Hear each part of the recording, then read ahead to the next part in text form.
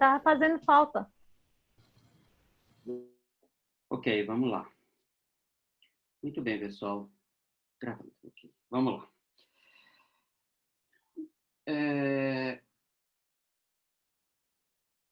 Estava tentando, não estou conseguindo transmitir. Deve estar com algum problema, alguma coisa. Vamos lá. Eu coloquei como texto inicial, pessoal, um texto de André Luiz, no livro do Candário de Luz. Li um texto muito curioso, né? Como vocês sabem, o livro do Candário de Luz é um livro que tem textos esparsos de Chico Xavier, né? Da psicografia de Chico Xavier, de vários espíritos que tem como foco o centro espírita, o grupo espírita, o trabalho ou trabalhador espírita, o servidor espírita. São 39 textos que tratam especificamente desse tema, tá certo? Enzo, desculpa, né, te interromper, mas se você quiser, acho que se você conseguir gravar, depois você consegue postar lá no YouTube. Não, tá gravando já. Então tá. Ale, coloca lá no grupo, por favor, que não está transmitindo, tá com problema. Ok. E aí, então, o texto é, capítulo 30, diretrizes individuais nos grupos. Diretrizes individuais nos grupos. Diz assim André Luiz. André Luiz, com a sua sutileza, né? Ele não é tão violento quanto o Emmanuel, mas ele também sabe bater. Né? Até porque Emmanuel às vezes bate no coração e André Luiz bate no cérebro. Tá. Se você foi chamado a cooperar num grupo de atividade cristã, agradeça as oportunidades de servir e esqueça seus direitos imaginários, para que a luz do dever resplandeça em seu caminho. Trabalho na casa espírita não é seu trabalho. Trabalho na casa espírita é o trabalho do Senhor. E você vai cooperar com aquilo que você tem para oferecer. Pagar mensalidade do estilo e colaborar com dinheiro não é difícil. Dê o concurso direto de suas forças na obra a realizar. Guarde para seus companheiros a gentileza de que se sente credor diante deles. A cordialidade é alicerce da paz. Antes de exigir novas manifestações dos amigos espirituais, não deixe de manifestar, por sua vez, através de atos, palavras e pensamentos, os sublimes valores que já recebeu. Se o intercâmbio com o plano invisível é agradável, o trabalho da experiência humana é eminentemente importante. Aplique os ensinamentos evangélicos no serviço diário a que consagra o coração. Se você não está interessado em espiritualizar-se, é inútil que as entidades superiores se sacrifiquem por sua causa.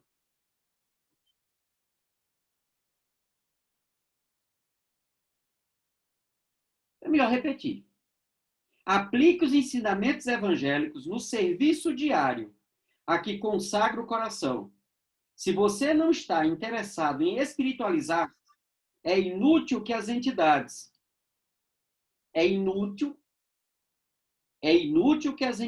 superiores se sacrifiquem por sua causa. Não use a crítica nem a reprovação. Faça o bem que estiver ao seu alcance. Porque o problema não é o de repetir, se fosse comigo, faria assim, mas de imprimirmos nossas obrigações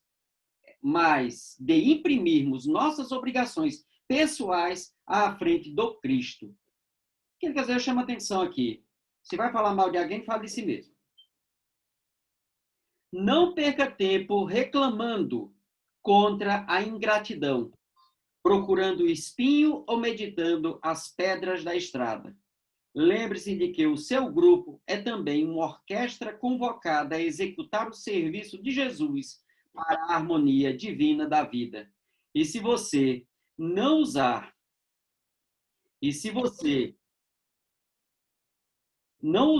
o instrumento que lhe compete com a eficiência devida, a música viverá sempre desafinada. Veja que em nenhum momento ele falou dos outros. Todas as frases, todos os parágrafos é de você. Por isso que a reflexão é nossa. Por isso é diretrizes individuais nos grupos. Como você tem se comportado nos grupos?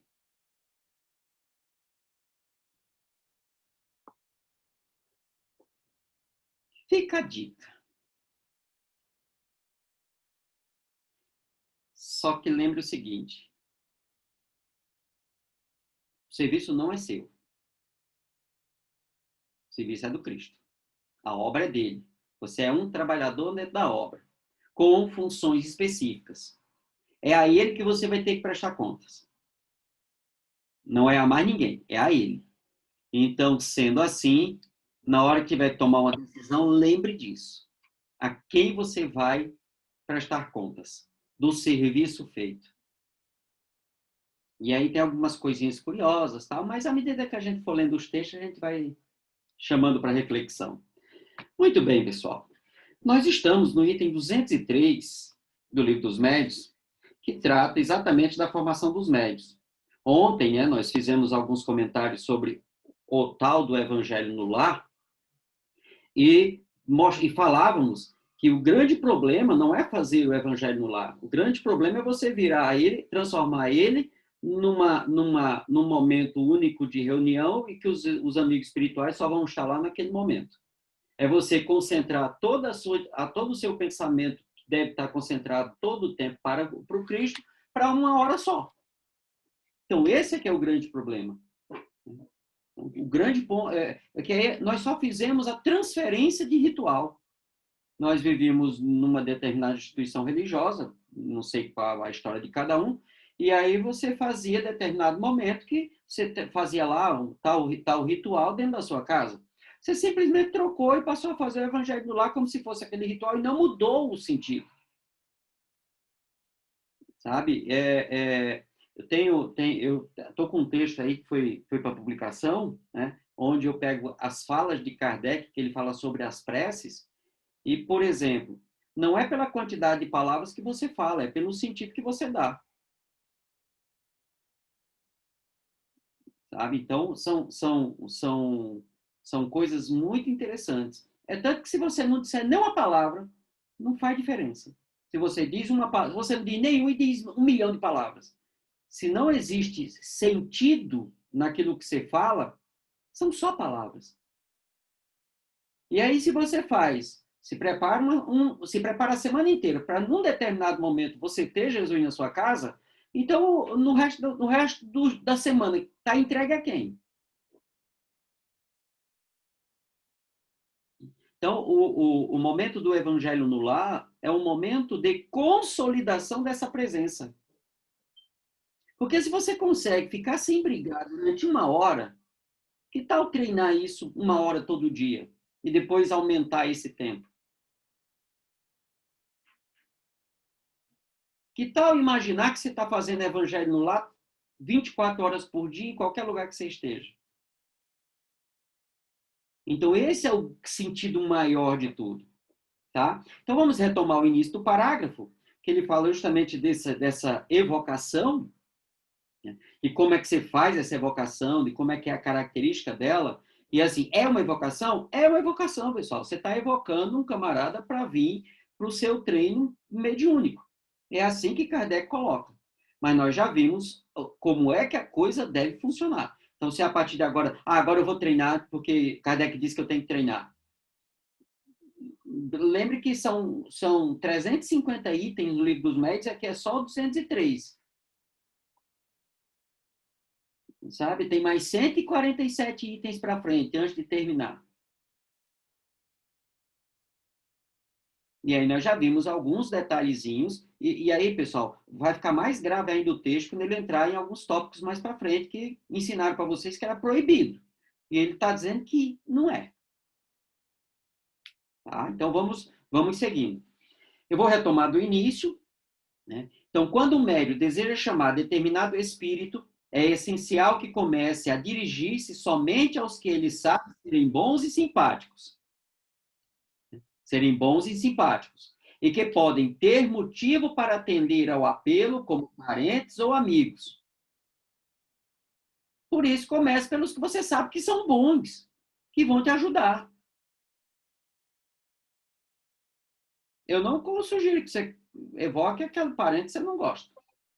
Isso quando eu falo evocar, quando você tiver segurança para fazer a coisa. Tá? Neste caso, a evocação pode ser formulada assim: em nome de Deus Todo-Poderoso, peço que tal Espírito se comunique comigo. Ponto. Ou então, peço a Deus Todo-Poderoso que permita a tal Espírito comunicar-se comigo. Ponto e vírgula. Ou qualquer outra fórmula que corresponda ao mesmo pensamento.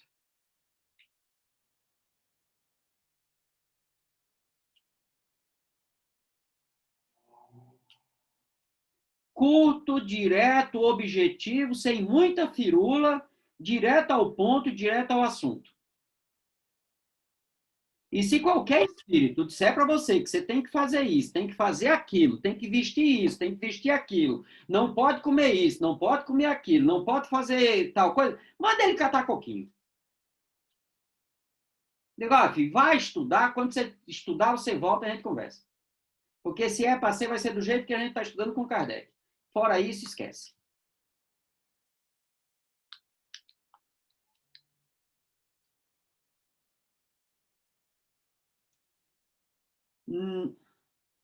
Não é menos necessário que as primeiras perguntas sejam concebidas de tal maneira que as respostas possam ser dadas por um sim ou por um não. Peraí, Enzio. Ele está me dizendo que eu posso preparar as perguntas antes? Não, ele não está dizendo que você pode, ele está dizendo que você tem que preparar antes.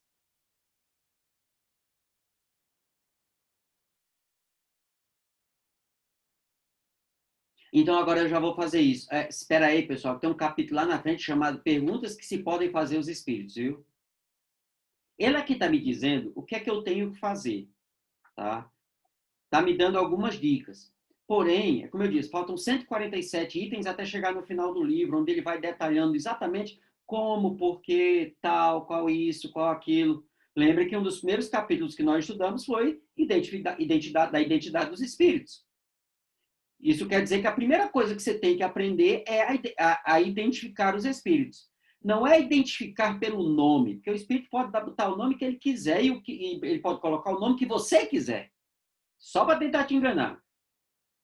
Identificar entre é um espírito sério, é um espírito brincalhão, é um espírito superior, é um espírito inferior. Você pode ter um espírito inferior que seja sério. André Luiz é um espírito da segunda ordem? Não. Espírito da terceira ordem. Sério, seríssimo. Olha o que ele acabou de ler, o que ele escreveu aqui que a gente acabou de ler. Você quer texto mais sério que esse? Mas é um espírito frívolo? Não. Brincalhão? Não. Superior? Não. Quanto nós já aprendemos com ele? Certo? Então, são esses detalhezinhos que a gente tem que identificar. Eu sei que é um espírito que não é um espírito superior. E como é que eu sei? Pelo que ele fala, pelas características dele, porque ele é igual, parecido comigo. Então, eu sei, é inferior igual a mim. Ele sabe coisas tanto quanto eu sei.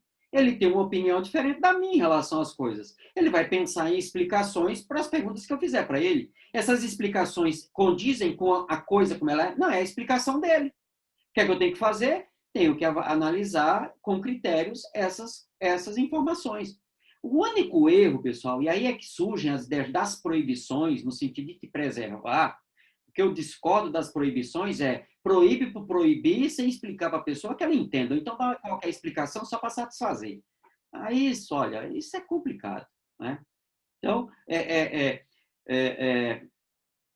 você acreditar que é verdade só porque é o espírito que está te falando. Pessoal, o espírito, a única diferença dele para outras pessoas é que ele não tem mais corpo físico, as outras pessoas têm. Então, se você escuta as pessoas e você não acredita no que elas falam, por que você vai acreditar só porque o cara não tem um corpo? Ou vai me dizer que você hoje não age com bom senso quando chega uma notícia pelo WhatsApp? Você não fica assim, será que é verdade ou será que é uma fake? Tá, e você não faz isso só porque você psicografou? Aí é que você tem que fazer, que você não está vendo de onde está vindo, você não sabe exatamente quem é. Então, até você ter essa identificação, saber que aquele espírito é o fulano, né? Ainda assim, quando você identifica, você tem que sempre ter alguns critérios de saber se é de fato o camarada. Então, até passar pelo crivo da razão, toda comunicação que a gente recebe é fake. Não estou dizendo que é uma comunicação que você está inventando. Não, é que tem que passar pelo crivo. Depois que passa pelo crivo de outras pessoas que você confia, que tem segurança doutrinária, que dominam aquelas informações. Então, eu vou fazer um treino, né? Então, vamos lá. Eu vou chamar Hipócrates, porque, como historiador, eu quero um médico das antigas. Vou perguntar, Hipócrates, me descreva qual a diferença entre a medicina do passado e a medicina da sua época e a medicina de hoje. E vou esperar. Se Hipócrates chegar e escrever, o que é que eu vou fazer? Publicar? Não. Eu vou mandar para um cara que entenda de história da medicina. Faz sentido isso? Mando para um historiador, mando para um médico e deixa eles avaliarem. Avaliou, me devolve. Diz assim, olha, a história aqui está meio fora da casinha. Então, precisa... Então, quer fazer, ô Hipócrates, volta aí, que esse negócio aqui ficou fora da casinha. O especialista disse que ficou fora da casinha. Né? E aí faz os ajustes. Né? Salvo em situações como aconteceu com o André Luiz, que for dizer que André Luiz bateu o pé. Disse, não, pode deixar desse jeito, pode manter assim, porque quem está errado são eles. E a ciência mostrou que realmente eles estavam errados e André Luiz estava certo. Mas a ciência demonstrou algo, porque ele estava tratando de um assunto que dizia respeito à ciência. Tá? Então, quando a gente tem esse critério, Kardec está me dizendo o que é que eu devo fazer e da forma como eu devo fazer. Então, não é menos necessário que as primeiras perguntas sejam concebidas de tal maneira que as respostas possam ser dadas por um sim ou por um não. Por exemplo, estás aí? Queres responder-me? Podes fazer-me escrever? Etc. Mais tarde, essa preocupação se torna inútil. No princípio, trata-se apenas de estabelecer uma relação. Olha, ele está me dando a sequência aqui. No começo, se estabelece a relação. O essencial é que a pergunta não seja fútil. Não trate de questões de interesse particular. E, sobretudo, que seja a expressão de um sentimento de benevolência e simpatia pelo espírito a quem é dirigida. E aí vai ter um capítulo, pessoal, que vai tratar, como ele coloca, das invocações e das perguntas que se podem fazer aos espíritos. Então, a gente deixa isso aqui para analisar lá na frente. As perguntas, se ele tiver, segura aí, porque ele vai responder agora, viu, pessoal? Por isso que eu nem vou dizer assim, perguntas. Segura aí, porque a resposta vem agora, as perguntas que, porventura, vocês estejam na cabeça de vocês. Não se preocupe. 204. Uma coisa ainda mais importante a ser observada do que o modo de fazer a evocação é a calma e o recolhimento. Pessoal, há uma certa unanimidade nos estudiosos sérios da obra de Kardec, né, que aí, quando Kardec fala de recolhimento, é basicamente a mesma coisa hoje que nós falamos de foco. Certo? Recolher-se é estar em estado de foco. Você está focado. Por isso, ele vai colocar, para o recolhimento, exige que você esteja em determinadas circunstâncias, porque senão você não consegue o recolhimento, que aí você não consegue o foco. Por isso, eu entendo vocês, meninos, que têm dificuldade de fazer o treino quando as vossas esposas e namoradas estão naquele período de alguns dias ali, de uma semana. E entendo vocês, meninas, quando vocês têm dificuldades, levando em consideração que os maridos, namorados de vocês, geralmente ficam 3 semanas com aquele períodozinho, né? Que TPM de mulher dura uma semana, de homem dura o resto do mês. Então, eu entendo, porque a incomodação é pesada, né? Então, fica difícil manter o foco, manter esse recolhimento. Tá? E se ela tiver sangue nipônico, vai ser mais pesado ainda.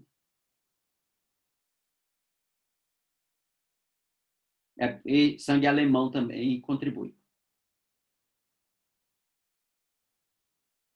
Estou só olhando para a cara da Edith para ver que é a expressão que ela vai fazer. Moro na cidade mais alemã do Rio Grande do Paraná. Né? Marechal Cândido Rondon. Uma coisa mais importante a ser observada do que o modo de fazer a evocação é a calma e o recolhimento, que se deve ter aliados ao desejo ardente e à firme vontade. Perceberam que ele separa desejo de vontade? Eu não vou entrar aqui nos detalhes de como separar isso aqui, certo? Do que é cada uma das coisas. Por enquanto, deixa como se fosse uma coisa só, tá bom, pessoal? Então, vontade, recolhimento, calma. Calma é o que a gente chama assim de estado de serenidade. É você estar tranquilo. É você estar em paz. Então, essa seria a ideia. Olha só, uma vontade firme, mas essa vontade não pode ser desesperada. Eu quero, eu quero, eu quero, eu preciso, porque aí é desequilibrado, porque você pode ter a vontade, mas não vai ter a serenidade. E não tendo a serenidade, você não mantém o foco.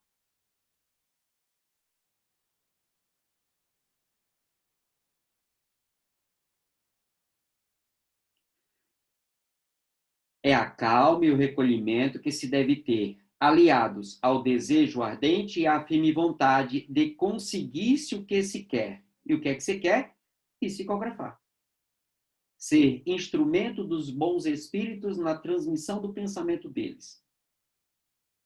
Por vontade, não entendemos aqui uma vontade efêmera, que age por intermitências e que outras preocupações interrompem a cada momento, mas sim uma vontade séria, perseverante, contínua, sem impaciência, nem desejo febricitante.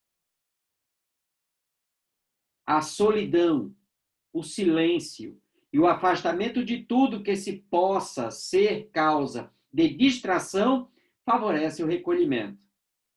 Entendeu o foco? Entendeu o que é a vontade?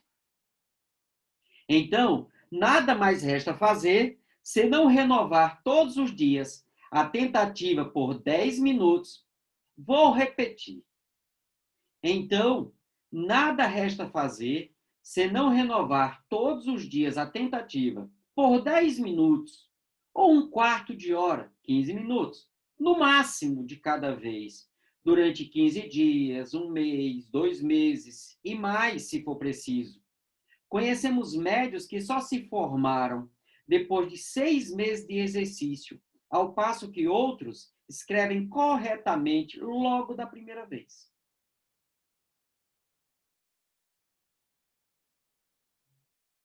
Ele acabou de me descrever qual é o local adequado para você fazer o seu exercício. Então, Marina, vai ter que colocar os papagaios priquitos na caixa.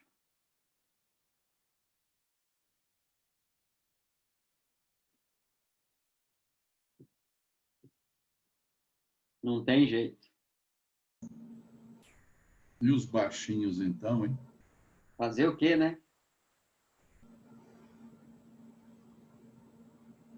Então, se tem que observar isso.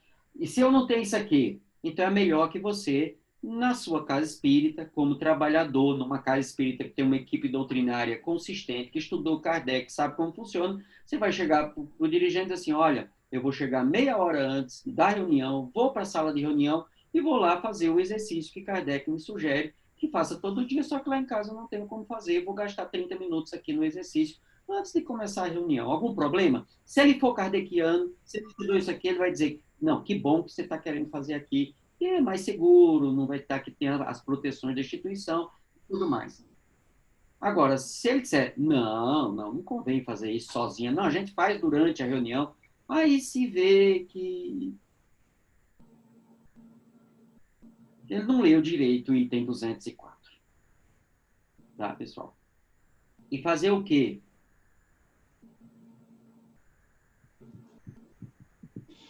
Ô, Senhor, não deixa eu falar como ser humano normal, deixa eu falar como espírita.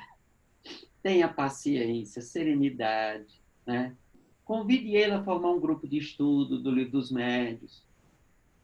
Comece pelo capítulo 17. O problema é que ele vai dizer que não precisa porque já estudou demais, já sabe tudo. Aí você reza. Aí você reza. Bom, vamos seguir. Alguma pergunta sobre o que está escrito no item 204, pessoal?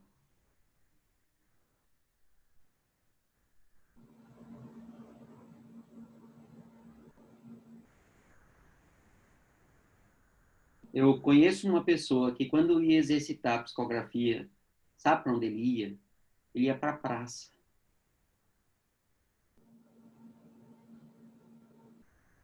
Tinha uma praça na cidade, pegava o caderninho, né? Sentava no banco da praça, cidade interior, né? Quase sem movimento, fazia aquela prece. Curiosamente, a praça fica na frente da igreja, né? Faz aquela prece, tal. Fazia o exercício ali, 15, 20 minutinhos.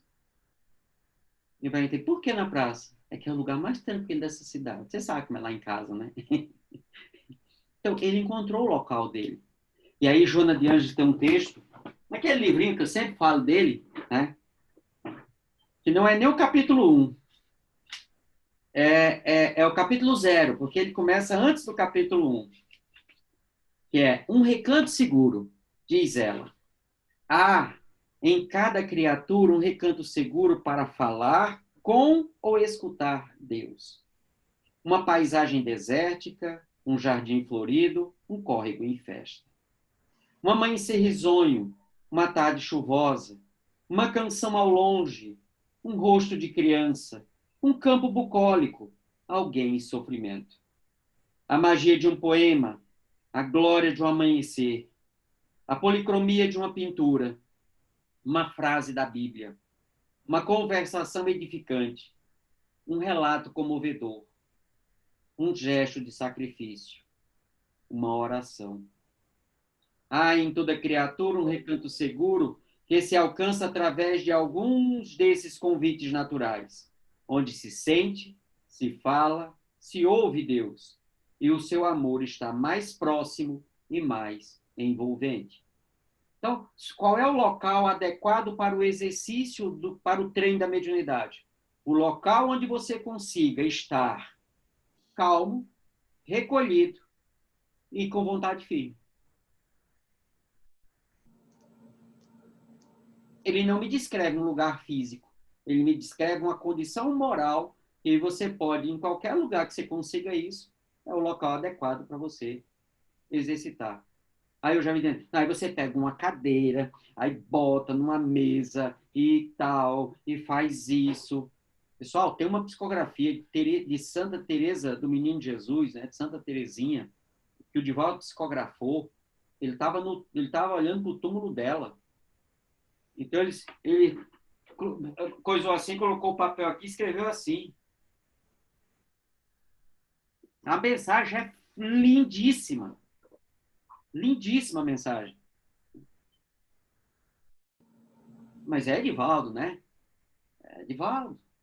Tá, mas então quer dizer que Edivaldo é privilegiado? Quando o Kardec trata, pessoal, está tratando todo mundo. Só que o Edivaldo é um médium já com muita experiência. O cara é médium desde que nasceu, né? Então já tem muita experiência, né? Já entende que não precisa ter isso, aquilo, outro.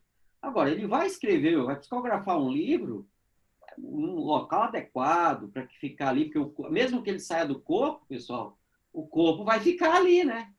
Então, é outro critério, é outra coisa. Então, isso aqui não é para quem está psicografando o livro, isso aqui é para médico que está começando, que está no treino, certo? Que começa a interagir, que começa a sentir. Outro ponto. Veja que até aqui ele não falou que essa psicografia que vai acontecer desses 10 minutos é mecânica, intuitiva, semimecânica, não importa. Certo? Não importa. Tá bom? Então, você pode ser um médium intuitivo, sentar nos seus 10, 15 minutos e vir a intuição, você coloca no papel. Tranquilo. Depois você avalia, pede para alguém avaliar, pede para alguém observar, né? Ou simplesmente pega aquilo e joga fora depois. É só treino, pessoal. Esse começo é treino. Não tem que se empolgar com nada, é treino.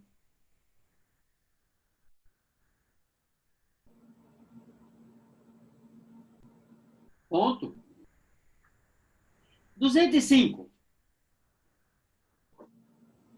Para se evitarem tentativas inúteis,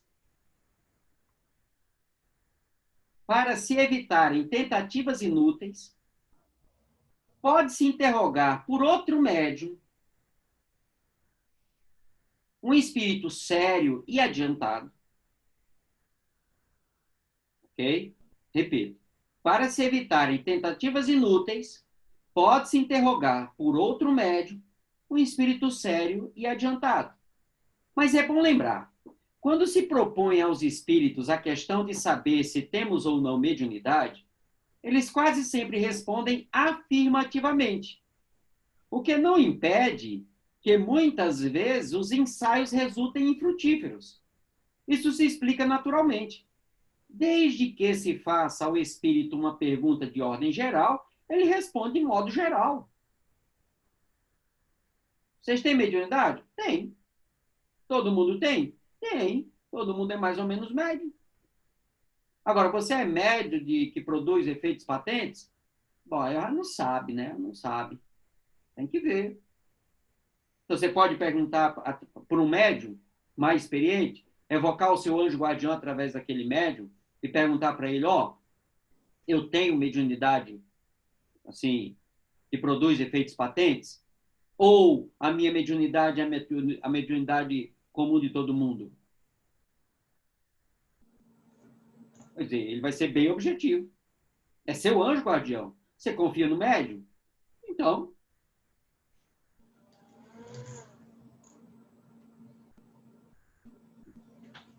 Ok. Seu Wilvio?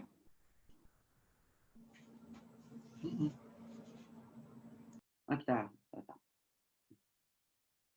Ora, como vocês sabem, nada é mais elástico do que a faculdade mediúnica, já que pode apresentar-se sob as mais variadas formas e em graus muito diferentes.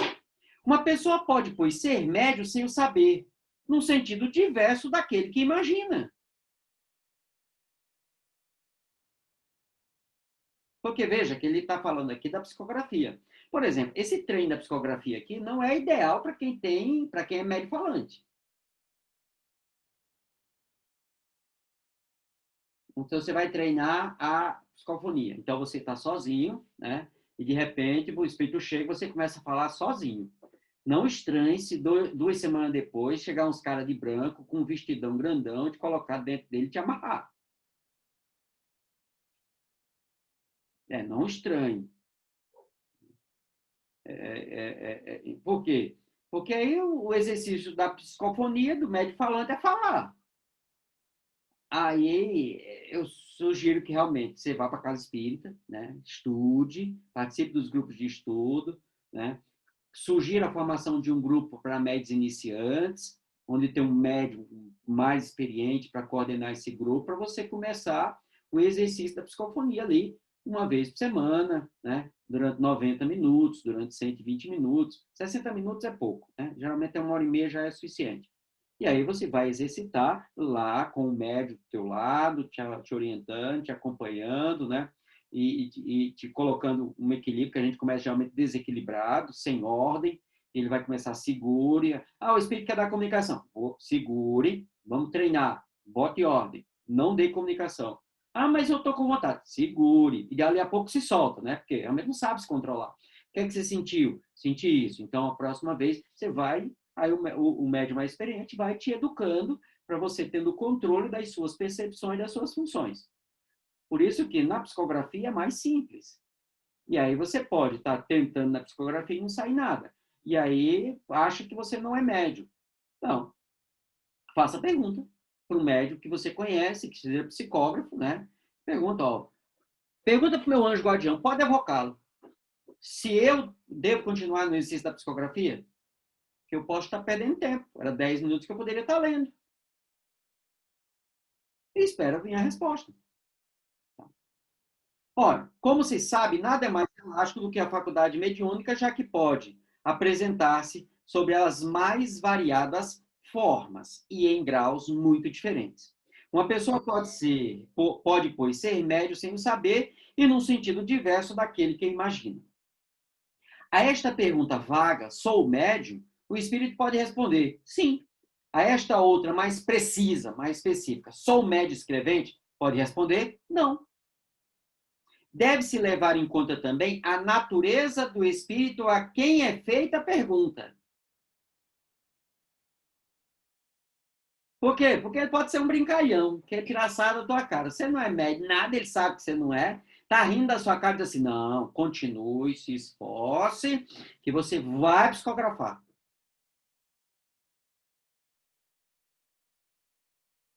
E você vai lá e ele vai ficar rindo da sua cara.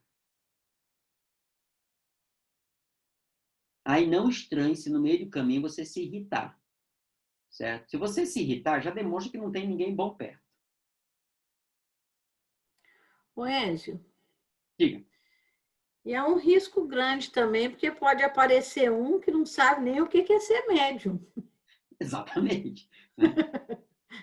E aí te dá uma informação totalmente distorcida, né? Por isso que tem que ser um médium que você conheça, né? Que já seja experimentado, né? E aí pede para fazer a pergunta. Ó, chama o meu anjo guardião, ou pergunta para o teu anjo guardião. Né? Pede para o teu anjo guardião perguntar para o meu anjo guardião se eu estou no caminho certo. Aí ele vai dizer, está no caminho certo, está? Tá. Não, a pergunta tem que ser específica. Tá? Quando a gente for ver o capítulo das perguntas que devem fazer os espíritos, nós vamos aprender isso. Porque eu vou dizer uma coisa. É porque eu estou passando por uma situação tão complicada. Pergunta lá aos espíritos se eles não têm um conselho para mim.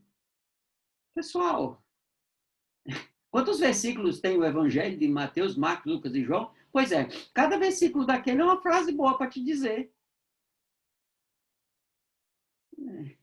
Você quer um Desse negócio... jeito vai ser diálogo fraterno. Vai fazer teste e vai fazer diálogo fraterno com os espíritos. Por isso que a pergunta tem que ser objetiva. Não se preocupe, vai todo mundo aqui aprender a fazer TCC. TCC. Ponto. Por quê? Porque a coisa mais difícil de um TCC é a objetividade do problema. A objetividade da pergunta que você tem que fazer para cumprir o TCC. Então, aqui, você vai conversar com o espírito, tem que ser objetivo. E a pergunta tem que ser específica. Isso, sim, não. Isso, sim, não. Depois é que aí você pode ir com questões mais amplas, tal, mas isso é com o passar do tempo, com o exercício. Deve-se levar em conta também a natureza do espírito a quem é feita a pergunta.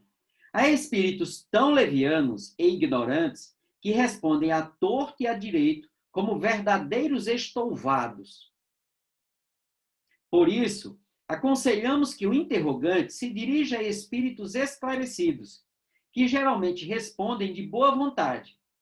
E essas perguntas, que respondem de boa vontade a essas perguntas, e indicam o melhor caminho a seguir, caso haja possibilidade de sucesso. E é aquilo que nós vimos. Só a experiência vai me ajudar a reconhecer um bom espírito de um espírito não tão bom. É por isso que até você ter uma certa segurança, toda a comunicação que você recebe, todo pensamento que chega na sua cabeça é de um obsessor. Ou de um espírito brincalhão. Ou de um pseudo-sábio. Espírito de você para baixo. Aí, à medida que as informações você vai ganhando experiência, você vai estudando, né? O pessoal acha que porque o texto é bonito, o espírito é superior. Não é não, pessoal. Tem muito esperto aí que usa palavras bonitas para ganhar você no papo. E fala muita coisa bonita. E o caráter é zero. Então, não é por falar bonito, não são por palavras bonitas. Ai, que negócio bonito esse texto sobre o amor que eu li.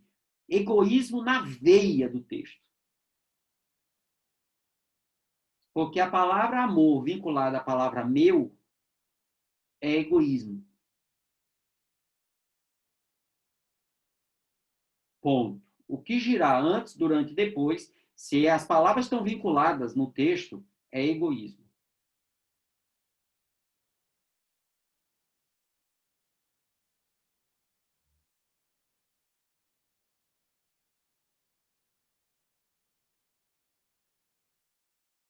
E por aí vai.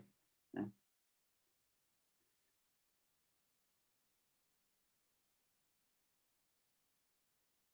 Perguntas?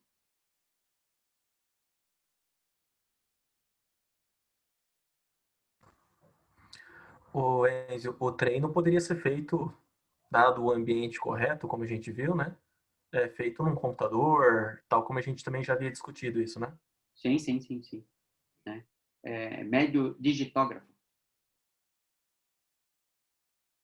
Né? Médio digitógrafo.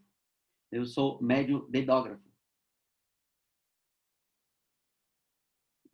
Sou médio dedógrafo. Eu tenho um problema chamado de desortografia. Eu troco as letras, eu troco palavras e eu travo. É uma variante da... Como é aquele que as pessoas... Disgrafia. É uma variante da... Dislexia? A disgrafia está próxima à dislexia e a desortografia é uma variante da disgrafia. Tem a ver com a escrita. Então, eu tenho esse problema. Eu já travei na palavra casa. Eu não sabia se era com S ou se era com Z. E aí eu escrevi com S e com Z e eu olhava e não saía. É como se a palavra travasse. Não vai. É um defeito no tic-tac. Né? Eu perguntei certa feita e disseram que o idioma que eu tenho no cérebro mais fluente, apesar de eu não usar, não é o português. E aí não houve a formação correta das estruturas linguísticas quando eu formei o corpo. Então, tem hora que na minha cabeça não é o português que vai, é a outra palavra. Só que como eu não lembro desse idioma na prática, o cérebro entra em conflito. E aí eu travo. Não sai, não vai para frente nem para trás. Curiosamente, em alguns textos que eu estou digitando, eu peço para a Alessandra ver, quando são textos assim, que vê o nível o nível do envolvimento. Quanto maior o envolvimento do espírito comigo, eu entrego para a Alessandra, às vezes falta uma vírgula, falta um detalhezinho assim. E o texto está redondinho na gramática. E o que inveja prova que não sou eu. Porque eu naturalmente não consigo fazer aquilo. Troca o tempo do verbo? Como? Troca o tempo do verbo, a concordância, às vezes, né? Não. Isso Não? Eu não tenho problema com concordância. Eu não tenho problema com a língua, com a gramática. Fora isso, né? Fora a ortografia básica de palavras polífonas, eu não tenho problema. Pontuação, acentuação, pontuação eu me embanando. A acentuação, tem aquelas coisas mais complicadas, né? E algumas regras eu não consigo lembrar, não consigo, trava e vai, aí não dá, não adianta. Graças a Deus que o Word tem o risquinho vermelho. Então se vê que isso é uma forma de identificar. Isso quer dizer que o espírito é superior? Não. Isso quer dizer que não sou eu. Tá? Isso quer dizer que não sou eu. Isso quer dizer que é um espírito que está passando informação. Quer dizer, é uma comunicação mediúnica autêntica, porém, não significa que a mensagem seja superior, não. Porque a natureza do espírito. Em Curitiba, Tem a Biblioteca Pública Estadual bem ali no centro. Lá eu frequentava bem ali a Biblioteca Pública. Tem um local lá, antigamente, né, tinha as máquinas de escrever. Tinha as máquinas de escrever, assim, uma sala, assim, com um monte de máquina de escrever. Hoje, o pessoal não sabe o que é máquina de escrever, né? Hercílio Mais, se não me engano, Sim, Marcos. ele ia lá, sentava, ficava toda manhã lá. Eu sou amigo do filho dele, e do filho dele, né? E ele me conta histórias assim muito legais.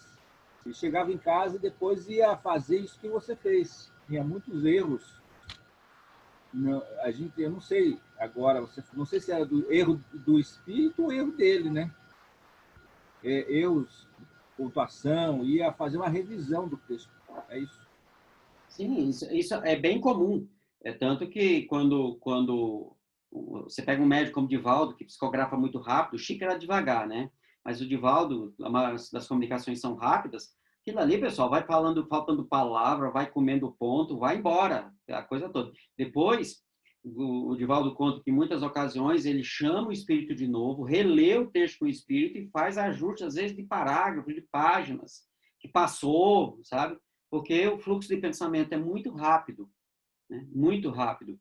Eu já tive as mensagens de Bezerra de Menezes na Conferência Estadual Espírita aqui, de eu gravar e anotar ali, às vezes até compartilhar, e depois, quando é publicado no jornal Momento Espírita, você vê que teve ajustes. O doutor Bezerra foi lá e ajustou e ficou melhor o texto, né? Então, isso não tem nem... Olha, espírito superior não fica chateado se você questionar ele. Quem fica chateado são aqueles que são iguais a gente. Quando a gente já demos risada aqui, né? Que pessoa muito questionadora não é benquista em grupos de estudo. Quem pergunta muito acaba não ficando em grupo de estudo, porque os coordenadores eles se preparam aquela aula para aquele momento ali, e se você ficar perguntando, ele vai dizer, não vai dar tempo. Não vai dar tempo, e que se irrita com você, e espiritamente muito educado te corta, sabe? E não deixa pergunta, e isso, entende? Então, é coisa desse tipo. Eu sempre tive curiosidade em saber como é que funciona a produção dos livros psicografados. Porque você falou aí que o Chico era mais lento do que o Divaldo, né? Eu acho que eu nunca vi nenhum vídeo do Divaldo psicografando, mas do Chico, sim, né?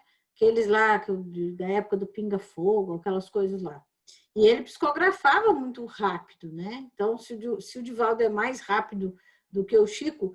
Mas eu sempre tive dúvida, porque assim, a gente lê livros que são assim, obras-primas mesmo, né? De um uso da língua portuguesa assim, de maneira excepcional, vocabulários, às vezes, muito rebuscados. E eu sempre tive dúvida quem faz revisão dessas obras.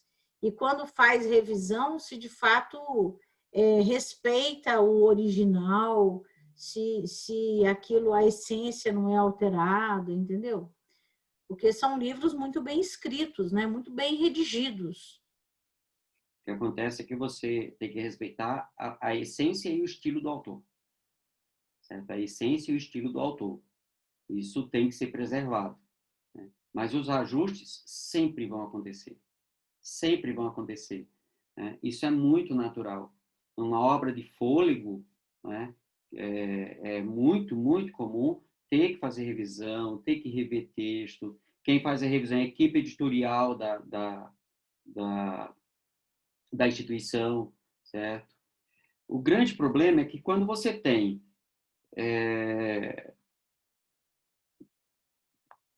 Senhor.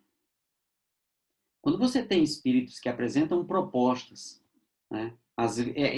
Assim, muitas vezes nós confundimos moral do espírito pela capacidade mediúnica da interação entre espírito e médium, né?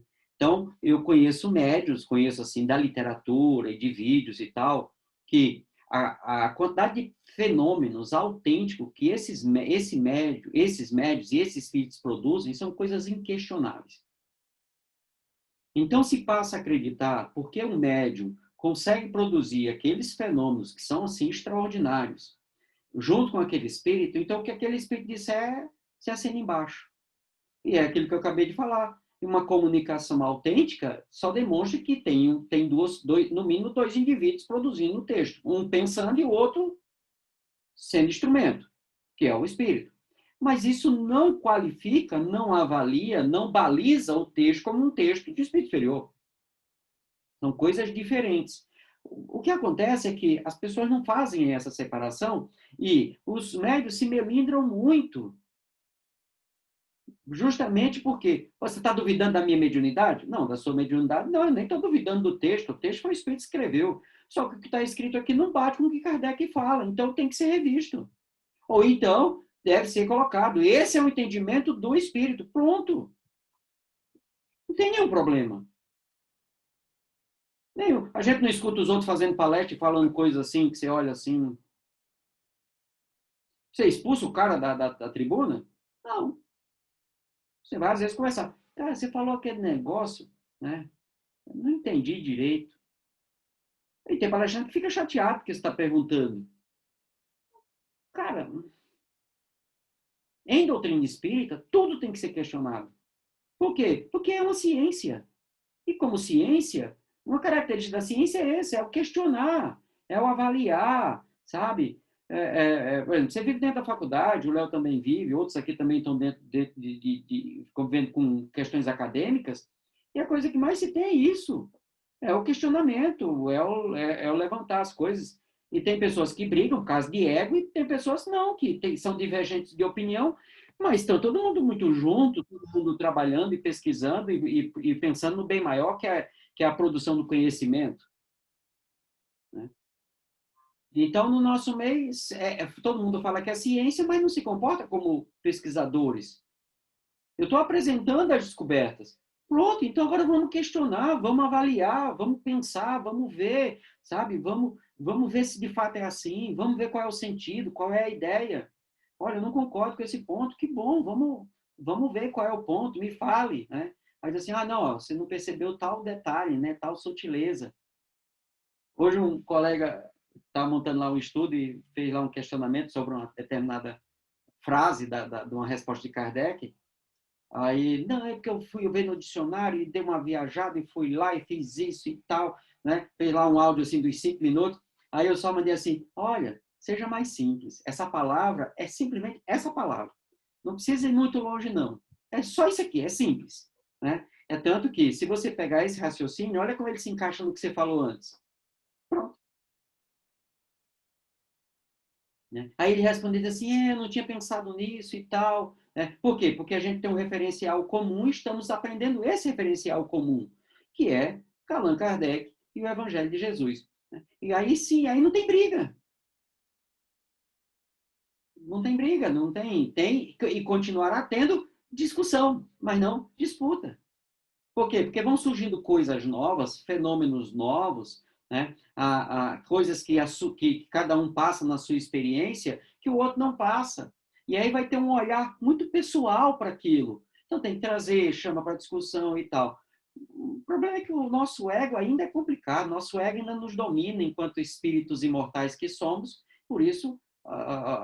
Fica a dica, pessoal. Daqui a pouco, 8 horas, vamos estudar Humildade, o texto de Emmanuel lá do Pensamento e Vida. Eu compartilhei até que eu disse isso aqui. Não, esse eu vou compartilhar, que é para ninguém escapar. E lá ele vai dizer o que é humildade, como é que tudo isso funciona, todos esses detalhes, né? Tá? É lá no canal lá da Piedade, da Fraternidade Allan Kardec.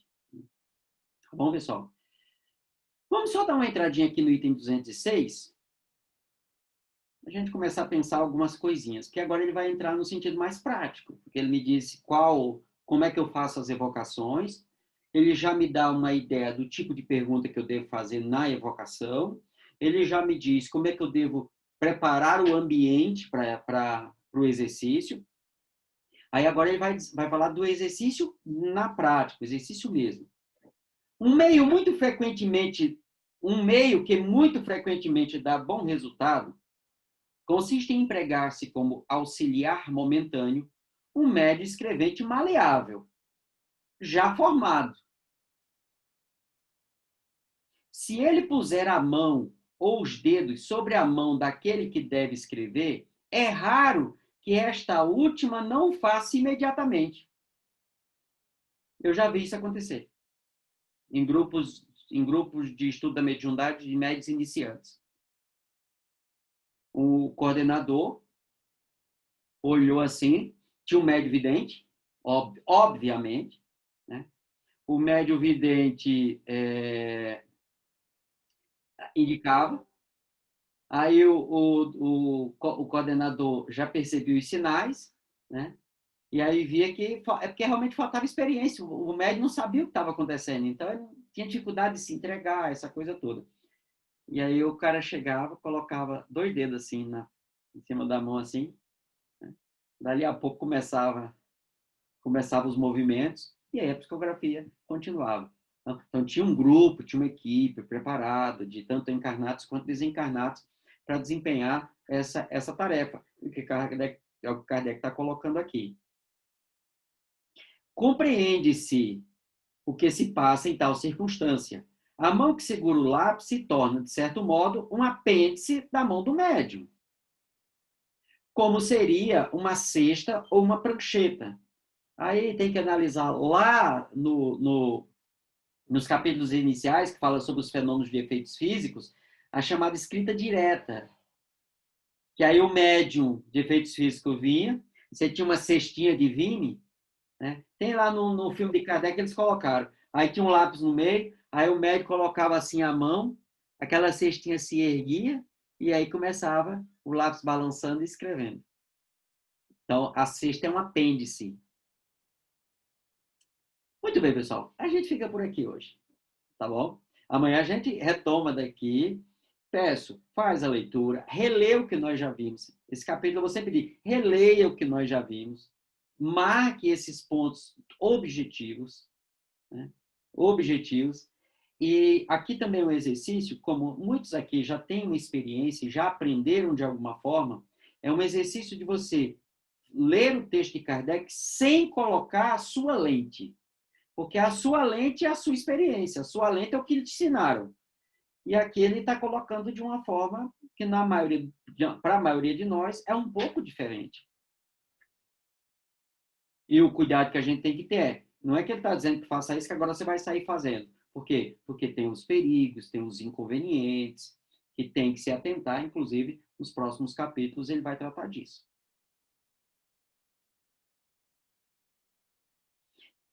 Perguntas, pessoal?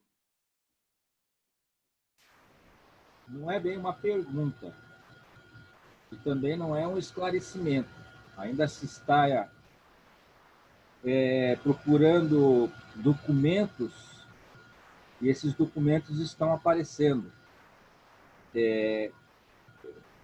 Porque quando a gente vai contar a história, nós temos que ter as fontes primárias. O que nós temos aqui são fontes secundárias e alguns relatos de jornais e alguns relatos de Kardec, dos próprios textos inéditos de Kardec. Então, está em fase de investigação ainda. Os grupos espíritas, no tempo de Kardec, não eram espíritas, eram grupos de magnetizadores. Eram grupos, inclusive até o grupo que foi apresentar aquelas brochuras para Kardec, não era espírito porque não existia espírito. Eles deram aquelas brochuras para Kardec fazer um ordenamento. Aqueles eram grupos sérios de magnetizadores experientes e depois que Kardec começou a coordenar tudo isso, se deu um novo sentido a essas reuniões. Estava meio vago assim. Tanto é que Kardec conta que quando ele faltava algumas reuniões, as reuniões ficavam vazias, assim, ficavam sem sentido. Então era só não é um esclarecimento, mas é uma coisa que a gente estamos aí investigando, tá bom? Os grupos eram grupos desses magnetizadores. Ele fala muito aqui, o magnetizador. É isso. Sim. Tem uma turma, inclusive tem um dos coordenadores de um cara chamado Carlos Sete, eu já tive a oportunidade de conversar rapidamente com ele, né? O cara tem desenvolvido um trabalho fantástico de descoberta, de esclarecimentos. Aquele vídeo que fizeram aquela propaganda toda da filha de Kardec, poxa, faz mais de 2 anos que o pessoal já tinha divulgado as cartas, mostrado, explicado, né? Mas aí, como o pessoal não acompanha os estudos que hoje se tem, né? O Paulo Henrique de Figueiredo tem toda uma equipe trabalhando com arquivos da época de Kardec foram recuperados assim, com muito cuidado, com muito critério, né? E são coisas aí que, ó, muita coisa aí para ser restaurada da história do espiritismo. E isso era uma coisa que Kardec dizia: o espiritismo precisa ter a sua história bem redondinha, né? Infelizmente, o que aconteceu é que nós, né, religiosizamos, a palavra não é essa, mas não tem problema, o movimento espírita. Então, ele transformou-se numa religião, que não era o que Kardec queria, né? O espiritismo é religião no sentido filosófico, porque ela nos conduz religiosamente a Deus, vamos colocar dessa forma, só que também não é só isso, é muito mais profundo, até porque é o sentido filosófico. E os grupos espíritas eram grupos onde a atividade mediúnica acontecia com a sua consistência, né, com a seriedade proposta por Kardec, produzindo essa interação com o mundo espiritual de modo sério, eu volto a repetir, consistente, né? Mas não, os centros espíritas viraram igreja. Esse aqui é o detalhe, funcionam como igrejas. Mas, ó,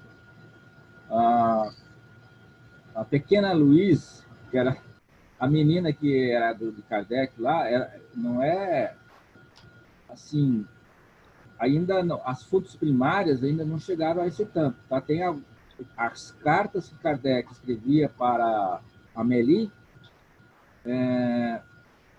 não diz claramente que era filha. Então, o pessoal, muita gente fala que é filha. Então, temos que tomar cuidado ainda. Sim. Há a gente coloca assim, desconfiança de que ele adotou essa menina. Só que, na época de Kardec, a lei para adoção na França era diferente. A criança teria que ter uma idade... Teria que ter uma idade correta, então não se encaixava nem a família Kardec, a família, né, Hipólite, e nem a pequena Luiz. E essa pequena Luísa morreu, né, desencarnou, e Kardec ficou muito chateado. Temos cartas, Charles fez uma palestra para nós aqui do Japão, inclusive tem até umas cartas dele, quando ele estava escrevendo o Evangelho segundo o Espiritismo, ele não estava em Paris, ele estava numa cidade litorânea, e escrevia muito para a Amélie, e tem essas cartas, né? Muito lindo. Qualquer dia desse eu vou pedir para ele refazer esta palestra para nós, mostrando as cartas, que ele faz muito bem. Muito interessante. Ok. Deixa eu só interromper aqui a gravação, porque aí depois eu vou colocar lá no YouTube, pessoal.